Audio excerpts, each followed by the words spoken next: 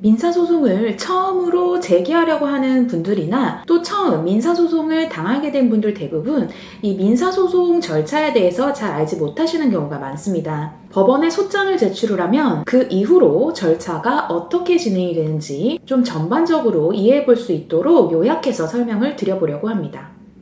민사소송을 제기하는 사람을 원고라고 하는데요. 첫 단계로 원고가 법원에 소장을 제출하게 됩니다. 원고는 이 소장에 청구 취지와 청구 원인을 기재를 하고 이를 뒷받침할 수 있는 자료들을 함께 제출하게 되는데요. 간단하게 청구 취지는 원고가 어떤 판결을 구하는지에 대한 부분이고 청구 원인은 어떤 원인으로 청구 취지와 같은 판결을 구하는지에 대한 내용이라고 생각하시면 됩니다.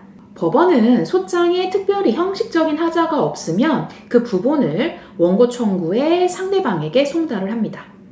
원고로부터 소송을 당한 상대방은 피고라고 하는데요. 피고는 원칙적으로 소장 부분을 송달받은 날로부터 30일 이내에 답변서를 제출해야 합니다. 답변서를 제출하면 법원은 마찬가지로 그 부분을 원고에게 송달하게 되는데요. 만약 이 답변서를 제출하지 않으면 변론 기일의 진행 없이 무변론 판결 선고 기일이 지정돼서 원고 청구를 인용하는 판결이 선고될 수 있습니다. 이 답변서에 대해서는 예전에 좀 더 자세하게 올려둔 영상이 있으니까요. 필요하신 분들은 확인해 주시면 좋겠습니다. 자, 이렇게 보통 소장과 답변서가 한 번씩 제출이 되면 변론 기일이 지정이 되고 원고와 피고 양 당사자가 이렇게 정해진 변론 기일에 법정에 출석을 해서 재판을 진행하게 됩니다. 물론 민사소송에서 변호사가 소송 대리인으로 선임이 되어 있으면 당사자는 출석하지 않고 변호사만 출석을 해서 재판이 진행이 될 수가 있고요. 이 변론 기일은 필요하면 한 번으로 끝나지 않고 계속해서 여러 차례 지정이 될 수가 있는데 대략 한 달에서 2달 사이 간격으로 잡히게 됩니다. 이 기간에는요, 준비서면이라고 해서 말 그대로 변론을 준비하는 서면을 제출하게 됩니다. 원고가 준비서면을 제출하면 이거를 본 피고가 또 이거에 반박하는 내용의 준비서면을 제출하고 쌍방이 준비서면을 제출하면서 공방을 하게 됩니다.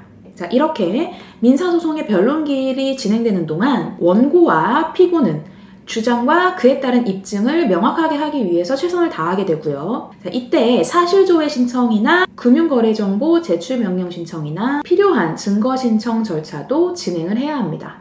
변론기일에 출석해서 보시면 아시겠지만 5분에서 10분, 짧게는 2분에서 3분 만에 사건 진행이 끝나기도 합니다. 보통 미리 제출한 서면을 토대로 해서 필요한 부분을 확인하는 정도로 진행이 된다고 생각을 해주시면 되고요. 법정에 가서 이걸 다 말로 다 하는 이런 방식이 아니라는 거 같이 알아주시면 좋겠습니다.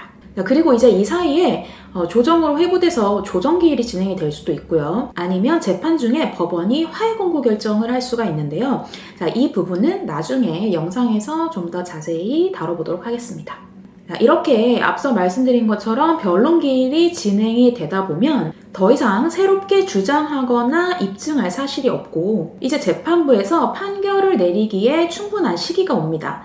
그러면 판사님이 양측에 더 주장하거나 제출할 것이 있는지를 묻게 되고요. 더 없으면 변론을 종결하고 판결 선고 기일이 지정이 됩니다. 보통은 변론이 종결되고 한 달에서 2달 사이에 판결 선고 기일이 지정이 되고요. 정해진 판결 선고 기일에 판결이 선고가 되는데 꼭 당일에 당사자가 출석을 할 필요는 없고요. 법원에서 나중에 판결문을 보내줍니다. 1심 판결 결과에 불복을 하면 항소를 할 수가 있는데요. 판결문을 송달받은 날로부터 2주 이내에 항소를 할 수가 있고 이때 항소를 하지 않으면 판결은 그대로 확정이 됩니다. 자, 이렇게 민사소송 절차를 최대한 간단하게 정리해서 설명을 드려봤고요. 이 민사소송 절차가 이렇게 진행이 되는구나 한번 이해해보는데 도움이 되셨으면 좋겠습니다.